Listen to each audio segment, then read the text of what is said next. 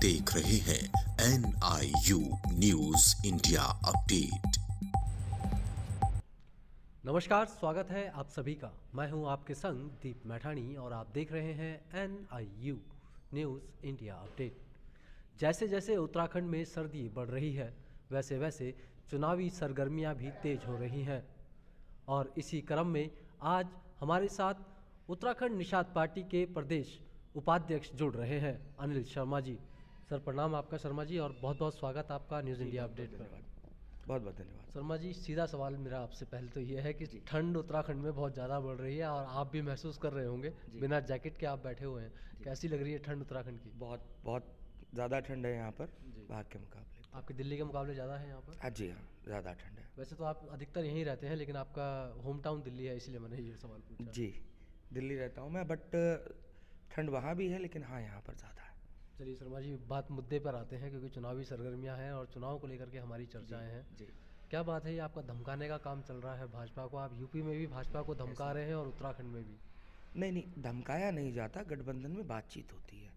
ये शब्द आप इस्तेमाल पता नहीं क्यों कर रहे हैं, लेकिन ऐसा है नहीं। नहीं, आप लोग साफ कह रहे हैं कि आरक्षण नहीं तो वोट नहीं। नहीं, ये फिर आपकी समझ का फेर है। आरक्षण पहले से है, सिर्फ मुद्दा ये है कि जो उपजातियां जिनके साथ उपनाम लगे हुए हैं उनको उस आरक्षण में जोड़ा जाए। ये मजहर और मल्हार नाम और निषाद। जी, मझार जो जाति है उनको पहले से आरक्षण है, लेकिन मछुआ है, बिंद है और बहुत सारी जातियां जिनको उपनाम दिए गए हैं। जाति एक ही है, उपनाम के साथ ये जातियां चल रही हैं। तो इस वजह से हम ये कह रहे हैं कि जो जातियां उपनाम लेकर के चल रही हैं उनको भी इस आरक्षण में जोड़ा जाए और उन्हें भी वही जो है बेनिफिट मिले जो आरक्षण का सबको मिल रहा है। शर्मा जी, आप बुरा मत मानिएगा लेकिन मैं आपसे एक बात सवाल पूछना चाहता हूँ। स्वास्थ्य पर निषाद पार्टी बात नहीं करती है, रोजगार पर बात नहीं करती है, शिक्षा पर बात नहीं करती है। क्या आप लोग क्या मानते हैं कि सफलता की कुंजी सिर्फ और सिर्फ आरक्षण है? देखिए, ऐसा नहीं है। आप अगर हमारे माननीय सांसद प्रवीण निषाद जी हैं, आप संत कबीर नगर जाएं, वहाँ पर स्वास्थ्य सुविधाएं भी देखिए, शिक्षा सुविधाएं भी देखिए, और हम एक गठबंधन की सरकार में हैं। क्या आपको नहीं लगता कि बीजेपी के साथ जो हमारा गठबंधन है, तो बीजेपी शिक्षा, स्वास्थ्य, सड़क इसके लिए कोई काम नहीं कर रही है? नहीं, देखिए बीजेपी तो कर ही रही। बीजेपी का तो नारा ही है कि सबका साथ और सबका विकास। हम भी तो सबके साथ ही हैं। अगर हम बीजेपी के साथ हैं, आप ही बीजेपी हम सरकार के साथ चल रहे हैं। आप उन्हीं को आजकल चेतावनी दे रहे हैं कि आरक्षण नहीं तो वोट नहीं। उत्तराखंड की बात की जाए या यूपी की? नहीं, ऐसा नहीं है। हम गठबंधन में हैं, हम गठबंधन में रहेंगे। और आरक्षण नहीं तो वोट नहीं, ये पता नहीं आपने कहाँ से सुना है, लेकिन मैं फिर आपको बता रहा हूँ कि हम आरक्षण नहीं मांग रहे। जो उपजातियां हैं, जो उपनाम के साथ हैं, हम उनको जोड़ने की बात कर रहे हैं। आपने यूपी में रैली करी कि सम्मान पाओ संविधान बचाओ, संविधान बचाओ सम्मान पाओ रैली। वहाँ पे आप लोगों को उम्मीद थी कि गृह मंत्री जी वहाँ पे उपस्थित रहेंगे और वो घोषणा करेंगे आप लोगों के आरक्षण की। ऐसी आपकी उम्मीदें टूटने की खबरें हैं, जिसके बाद से ऐसा महसूस हुआ कि आपकी पार्टी के राष्ट्रीय नेतृत्व से लेकर के जितना धरातल पे कार्य है, आप खुद एक प्रदेश के उपाध्यक्ष हैं, आप लोग आहत हैं। क्या ये बात सच नहीं है? नहीं, ऐसा नहीं है। प्रथम तो मैं आपको ये कहना चाहूँगा कि ऐसी कोई भी हमारी जो है अपेक्षा नहीं थी कि वो इस तरह का कोई बयान देंगे या वो आरक्षण देंगे, क्योंकि आरक्षण की तो बात ही नहीं है यहाँ पर। शर्मा जी, मैंने तो ये तक सुना है कि जो रैली आयोजित की गई, रैली से पहले आप लोगों के शीर्ष नेतृत्व के साथ वादा किया गया कि हम इस आरक्षण को वहाँ पे घोषित करेंगे। इसीलिए आप लोगों ने करीब लाखों की तादाद में रैली का आयोजन किया। अब मैं ये तो आपसे नहीं पूछूंगा कि आपने कहाँ से सुना है, लेकिन आपने गलत सुना है।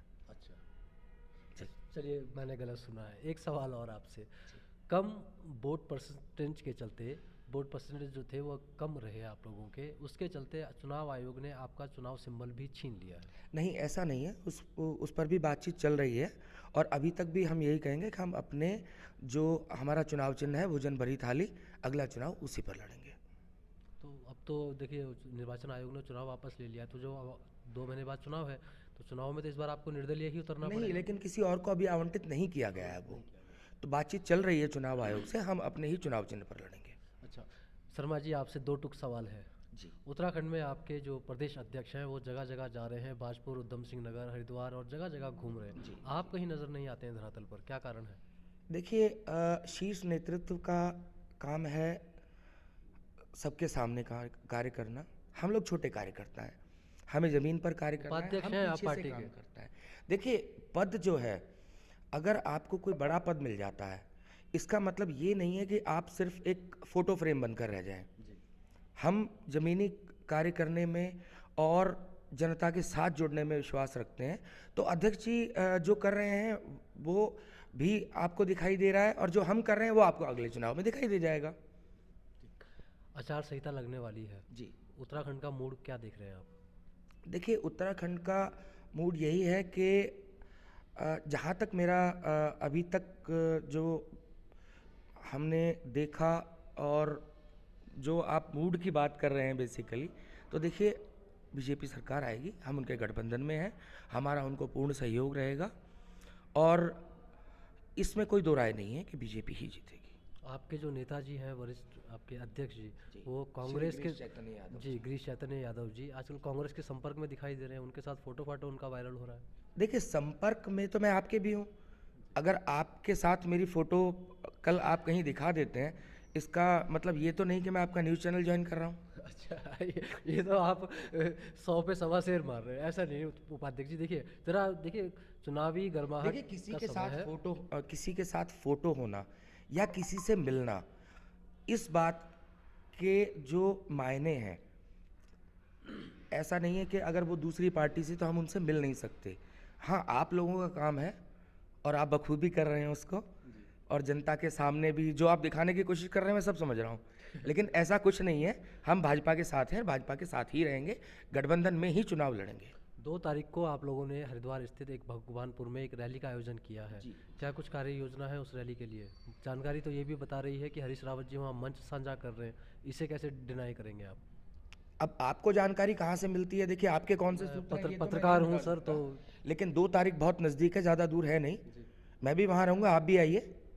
अगर हरीश रावत जी वहाँ रहेंगे तब आप ये सवाल उसी मंच पर मुझसे पूछिएगा, मैं जवाब दूंगा। धन्यवाद आपका आमंत्रण देने के लिए। मैं कोशिश करूंगा कि यहाँ से 40 किलोमीटर दूर आप तक पहुँच सकूँ रैली तक। अनिल जी चलिए, मैं आपको पर्सनली भी जानता हूँ, तो मेरा एक आपसे एक व्यक्तिगत सवाल है इस सोशल मीडिया के मंच पे, इस प्लेटफॉर्म पे।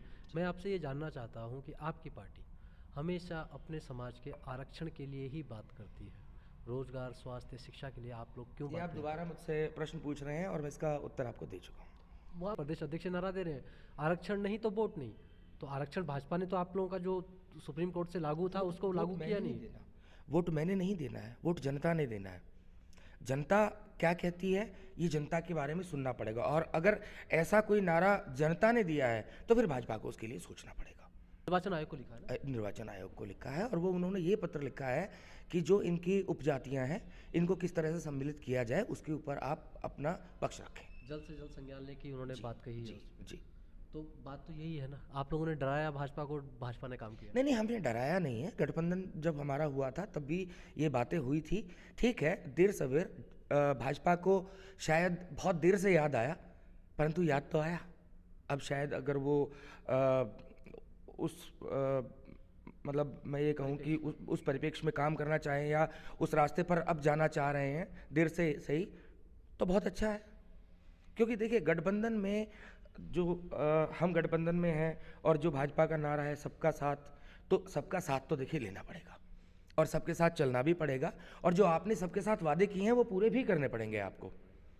ऐसा नहीं है कि आप केवल वादे करते जाएं और जब चुनाव आए तो तब आप ये कहें कि ठीक है जी अब ये हम अगले चुनाव पर करेंगे, या आप हमें हमारा साथ दीजिए, जब हम चुनाव जीत जाएंगे तो हम ऐसा करेंगे। ऐसा नहीं होता। अगर आपने एक बार हमारे साथ कुछ वादे किए हैं, 100 नहीं 50 नहीं, अगर आप 100 में से 10 भी पूरा करते हैं तो हमें भी लगेगा कि हाँ आप हमारी तरफ सोच रहे हैं, हम आपके गठबंधन में हैं। आपके प्रदेश अध्यक्ष जी आजकल धरातल पर हैं और लगातार मीटिंग कर रहे हैं, लोगों से जन संवाद कर रहे हैं। कैसे देख रहे हैं आप उनके कार्यकाल को? क्या वो बखूबी एक जन योद्धा या? देखिए वो एक मैं आपसे ये कहूँ कि बहुत ही जल्दी जनता के एक बड़े नेता के रूप में उभरेंगे। क्योंकि ये मैं नहीं कह रहा, ये तो आप ही कह रहे हैं कि वो बहुत काम कर रहे हैं, और जिस तरह वो दिन रात काम में लगे हुए हैं। अपने जो है, मैं ये कहूँगा कि जिन लोगों की उपेक्षा हुई है वो उन लोगों के साथ है, जिन लोगों को उनके अधिकार नहीं मिले अध्यक्ष जी उनके साथ हैं। तो देखिए माननीय गिरीश चैतन्य यादव जी पूरी मेहनत कर रहे हैं, धरातल पर ज़मीन पर रोज़ 2 से 4 10 मीटिंग्स कर रहे हैं वो, और वो अपने साथ लोगों को जोड़ भी रहे हैं, उन्हें बता भी रहे हैं कि हमारी पार्टी क्या करने वाली है, क्या करेगी, और बहुत ही जल्दी आपको चुनाव में इसका नतीजा मिलेगा। शर्मा जी, एक सवाल मेरा आपसे, क्योंकि मैं उत्तराखंड का एक मूल निवासी हूँ और उत्तराखंड का नागरिक हूँ। आप भाजपा के गठबंधन में हैं, फिलहाल आपकी पार्टी, देखिए सोशल मीडिया पर तो यही नज़र आता है कि इस समय भाजपा से नाराज़ है, तो आप भाजपा के जो क्षेत्रीय दल हैं उनके साथ मिला के गठबंधन क्यों नहीं बनाते हैं? देखिए भाजपा के क्षेत्रीय दल जब हम केंद्र सरकार के साथ गठबंधन में हैं तो दूसरे क्षेत्रीय दल के पास हमें ऐसा नहीं लगता कि जाने की ज़रूरत है। और मतलब आप ये मानते हैं कि आप उत्तराखंड प्रदेश में राष्ट्रीय दलों के सहारे ही अपनी नैया को पार लगाएंगे? नहीं, ऐसा नहीं है, राष्ट्रीय दलों के सहारे नहीं, हम अपने दम पर अपनी नैया को पार लगाएंगे। हम भाजपा के साथ हैं, भाजपा हमारे साथ है, हम गठबंधन में हैं, लेकिन जो क्षमता हमारे पास है वो पूरी हम भाजपा को चुनाव जिताने में लगाएंगे। एक उत्तराखंड सरकार ने इस वक्त फैसला लिया है कि एक वो बांग्ला भाषा और एक अन्य भाषा है, उस पंजाबी भाषा, उसको उत्तराखंड में पाठ्यक्रम में शामिल करेगी। इसे आप कैसे सोचते हैं, क्या ये सही कदम है सरकार का? देखिए ये शिक्षा विभाग किस तरह से इसको देखता है इस पर मैं कोई टिप्पणी नहीं करना चाहूँगा।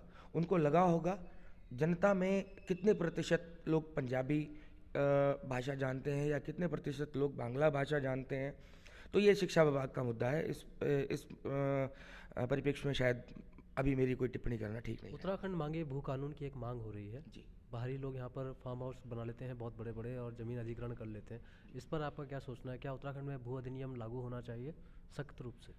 देखिए जो आपने शब्द अभी कहा अधिग्रहण नहीं कर रहे हैं, वो आपसे खरीद रहे हैं। अगर हमारे उत्तराखंड में इस तरह का कोई कार्य हो रहा है जो अनैतिक है, जो गलत है, उसका हम विरोध करेंगे। और हाँ, भू कानून की मांग तो बहुत पहले से चलती आ रही है। हम भी चाहेंगे कि भू कानून बहुत जल्द से जल्द लागू किया जाए। अगर भाजपा सत्ता में नहीं आती है, वैसे भगवान ना करे कि ऐसा हो, अगर भाजपा सत्ता में नहीं आती तो तब नहीं, आगे सवाल आप मत पूछिए, भाजपा सत्ता में आएगी। चलिए आपके मुंह पे घी शक्कर, क्योंकि मैं भी एक भाजपा का मूलतः वोटर हूँ, पत्रकार बाद में हूँ, लेकिन फिर भी पत्रकारिता के हिसाब से अगर भाजपा सत्ता में नहीं आती तो फिर किसके साथ आप गठबंधन में जाएंगे? हम तब भी भाजपा के साथ ही रहेंगे। ये मैं आपकी पार्टी की तरफ से जुबान समझूं? अब अगर आप मुझे पार्टी का चेहरा समझ रहे हैं या एक पार्टी का जो है कार्यकर्ता होने के नाते आप मेरे पास आए हैं, तो मैं ये अपनी तरफ से यही कहना चाहूँगा और मेरी पार्टी भी यही कहेगी। चलिए शर्मा जी, चुनाव की बातें हुई पूरी और आपसे पूरी जानकारी दी, उसके लिए आपका बहुत बहुत धन्यवाद। अब मैं आपसे जानना चाहता हूँ कि उत्तराखंड में न्यू ईयर है परसों, 2 दिन बाद। हमारा पूरा उत्तराखंड पर्यटन पर निर्भर है और पर्यटन से ही चलता है, लेकिन इस पर्यटन 4 पैसे जब लोगों ने कमाने थे उसे 2 दिन पहले ही रात्रि लॉकडाउन लगा दिया गया। इसे आप कैसे देखते हैं? देखिए जैसे अभी आपको भी पता है एक नया वेरिएंट आया है ओमिक्रॉन, उसके केसेस बढ़ रहे हैं और कोविड के भी केसेस बढ़ रहे हैं। तो मेरे ख्याल से देखिए पर्यटन पर निर्भर हैं, लेकिन जब तक हम जनता को बचा नहीं पाएंगे तो पर्यटन और वो कमाई किस काम की रहेगी। देखिए किसी होटल में अगर रात की गैदरिंग होती तो 100, 400, 500 लोगों की होती, ठीक। आपकी भगवानपुर में जो 2 तारीख को रैली होने वाली है, कितने लोगों की गैदरिंग है?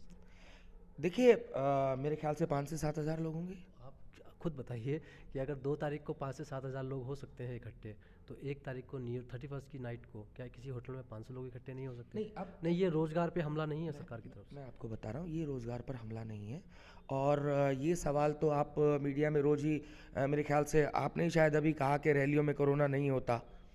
अभी पीछे मैंने आपकी एक न्यूज़ और भी पढ़ी थी, आपने ही कहा कि वो एक तंज था, जहाँ रैली होती है वह आप तंज कर रहे हैं। लेकिन देखिए खुले मैदान में जहाँ 50,000 लोग इकट्ठे हो सकते हैं, वहाँ अगर हम 5,000 लोगों को बुला रहे हैं तो कोविड के नियमों का पूरा पालन किया जाएगा और जन संवाद है और पूरा ध्यान रखा जाएगा कि किसी प्रकार का कोई नुकसान ना हो। चलिए बहुत बहुत धन्यवाद, बड़ा डिप्लोमेटिक आंसर आपने इसका दिया। शर्मा जी बहुत बहुत आभार आपका, आपने आज हमें समय दिया, इसके लिए हम आपके आभारी हैं। बहुत बहुत धन्यवाद। आपकी पार्टी निषाद उत्तराखंड के लिए हम अपनी शुभकामनाएं आपको प्रेषित करते हैं। बहुत बहुत धन्यवाद। तो साथियों, आज हमने आपकी मुलाकात कराई उत्तराखंड निषाद पार्टी के प्रदेश उपाध्यक्ष श्री अनिल शर्मा जी से। अनिल शर्मा जी ने अपनी बातें दिल खोलकर हमारे साथ रखी, अपनी पार्टी का पक्ष भी रखा, साथ ही हमने उनसे जाना कि इस पार्टी के लिए आरक्षण ही है क्यों ज़रूरी। तो जो जानकारी हमें इस इंटरव्यू में मिली वो जानकारी ये है कि जो आरक्षण है वो ज़रूरी, ये कोई अलग से मांग नहीं रहे हैं, वो भारत सरकार ने इनके लिए प्रेषित किया हुआ है, सिर्फ सरकार ने लागू नहीं किया। निषाद, मल्हार नामक कुछ जातियाँ हैं, मैं सब जातियों का नाम तो नहीं जानता हूँ, तो इन जातियों पे लागू नहीं किया गया है, बल्कि इनके लिए घोषित जरूर किया गया था कि इनको ये उपनाम वाले लोगों को इस आरक्षण का लाभ मिलेगा। तो उसी लाभ को लागू करवाने की मांग निषाद पार्टी उत्तराखंड भी कर रही है, यूपी में भी कर रही है। यह पार्टी कोई नई पार्टी नहीं है, उत्तर प्रदेश में यह पार्टी इस वर्तमान में पूर्ण बहुमत की केंद्र सरकार के साथ सहयोगी दल में शामिल है, इसीलिए शायद धमकाती भी है, डराती भी है, और उत्तराखंड में भी यही काम करने का प्रयास कर रही है। शर्मा जी, बहुत बहुत पुनः धन्यवाद आपका। बहुत बहुत धन्यवाद। साथियों, खबर को शेयर करना बिल्कुल ना भूलिएगा। बाकी अपडेट्स के लिए बने रहें हमारे संग और देखते रहें आपका अपना न्यूज़ इंडिया अपडेट। नमस्कार। न्यूज इंडिया अपडेट आपका अपना चैनल है। खबर को शेयर करना बिल्कुल ना भूलें और पेज को जरूर फॉलो करें ताकि आपको मिल सके हमारी खबर सबसे पहले।